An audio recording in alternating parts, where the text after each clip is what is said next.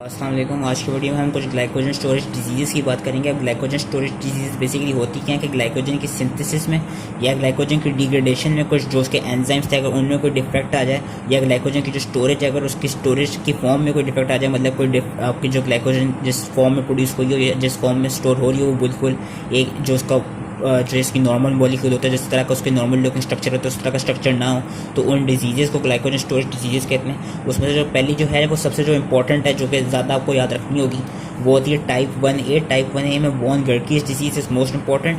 और क्यों इंपॉर्टेंट है, इसमें जो बेसिकली एंजाइमेटिक डिफेक्ट होता है वो होता है ग्लूकोज 6 फॉस्फेटेज का। ग्लूकोज 6 फॉस्फेटेज डेफिशिएंसी होती है। एंड वी नो कि जो ग्लूकोज 6 फॉस्फेटेज है वो इंपॉर्टेंट इसलिए क्योंकि जो ग्लूकोनियोजेनेसिस का या वैसे भी जो लास्ट स्टेप है जिससे फिर ग्लूकोज की प्रोडक्शन होती है, वो यही होता है कि glucose 6 phosphate with the help of glucose 6 phosphatase convert हो जाती है ग्लूकोज में।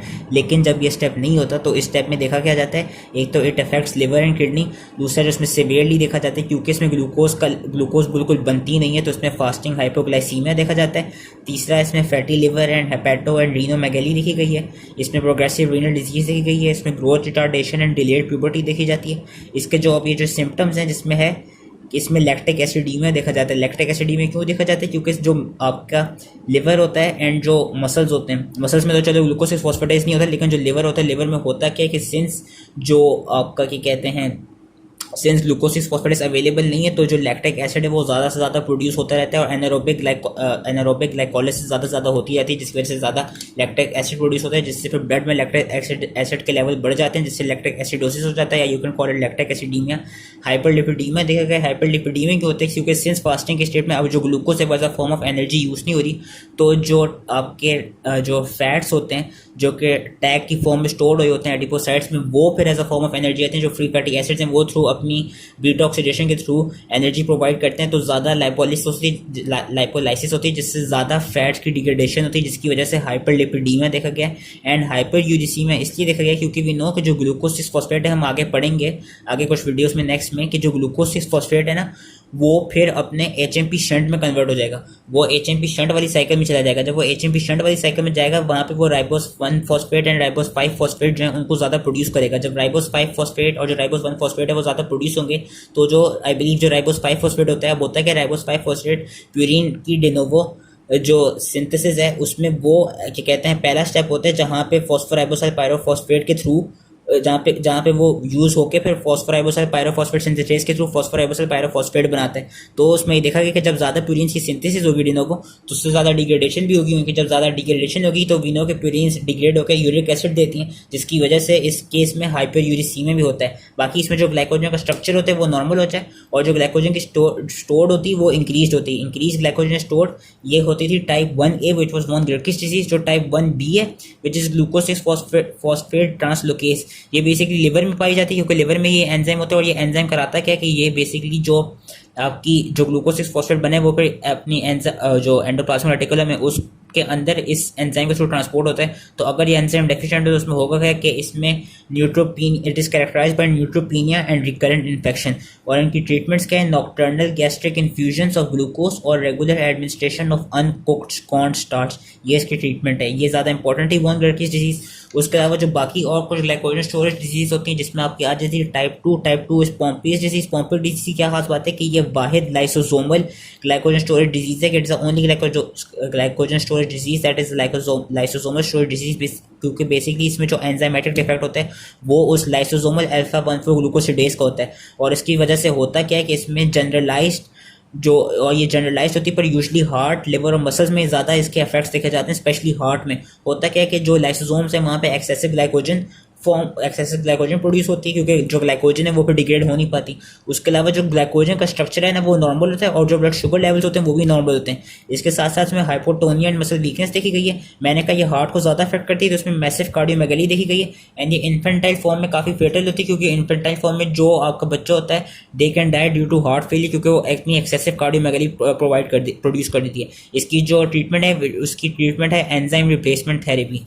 एक फिर टाइप 3 आती है, type 3 is known as Cori disease. Cori disease की क्या खास बात है कि इसमें जो डी ब्रांचिंग एंजाइम था उसकी या तो 4,4 ट्रांसफरेज वाली एक्टिविटी या उसकी अमाइलो अल्फा 1 से ग्लूकोसिडेज वाली एक्टिविटी, या दोनों उसकी एक्टिविटीज़ क्या कहते हैं इफेक्ट होती हैं, दोनों जो उसकी प्रॉपर्टीज़ थी, जो दोनों उसके इफेक्ट्स, जो दोनों उसकी एक्टिविटीज़ थी, ये दोनों डेफिशिएंट हो जाती हैं, ये दोनों एंजाइम्स डेफिशिएंट हो जाती है, जिसकी वजह से इसमें भी फास्टिंग हाइपोग्लाइसीमिया देखा जाता है और इसमें जो ग्लाइकोजन का स्ट्रक्चर होता है वो एबनॉर्मल होता है, क्योंकि सिंस इसमें जो डी ब्रांचिंग की वाली जो एक्टिविटीज़ हैं वही अफेक्ट होंगी, तो इसमें देखा जाएगा कि जो एबनॉर्मल जो ग्लाइकोजन का स्ट्रक्चर है वो नॉर्मल इसलिए होगा क्योंकि जो ब्रांच पॉइंट था, जो कि लिमिट टेक्सटिन प्रोड्यूस करते हैं, जो ब्रांच पॉइंट था वहाँ पे देखा जाएगा कि देयर विल बी 4 और 1 glucoside residues at branch point. और वो क्यों होंगे? क्योंकि जो ये दोनों ये एक्टिविटीज़ हैं इनमें ये डेफिशिएंट हुई हैं। उसके बाद एक टाइप 5 आती है। Type 5 is known as McArdle's disease.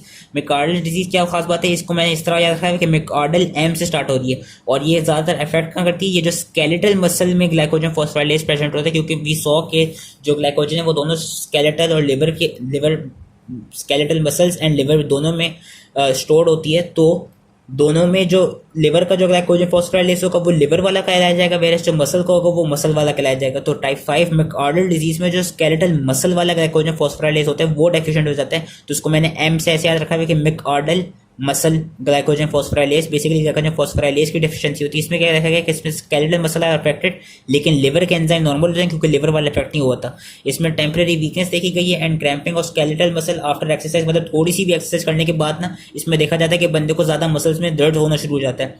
साथ ही इसमें देखा गया कि there will be no rise in blood lactate during strenuous exercise. क्यों? क्योंकि इसमें जो ग्लाइकोजन है वो डिग्रेड होगी नहीं तो वो ग्लूकोज को प्रोड्यूस करेगी नहीं। एंड वी नो के जो मसल्स में ग्लूकोज 6 फॉस्फेटेज होता ही नहीं है। जब ग्लूकोज आपका एक तो वैसे बनी नहीं जो कि इसमें ग्लूकोज 6 फॉस्फेट, जो ग्लूकोज 1 फॉस्फेट से ग्लूकोज 6 फॉस्फेट बन नहीं रहा होगा तो वो ग्लाइकोलिटिक पाथवे में जा ही नहीं सकता, जिसकी वजह से इसमें जो लैक्टेट के लेवल्स है वो कम ही रहेंगे, बढ़ेंगे ही नहीं। बाकी इसमें मायोग्लोबिनीमिया और मायोग्लोबिन्यूरिया में भी सीन रिलेटिवली बिनाइन होती है, लेकिन क्रॉनिक क्या कहते हैं ये क्रॉनिक कंडीशन होती है। उसके अलावा high level of glycogen with normal structure in muscle.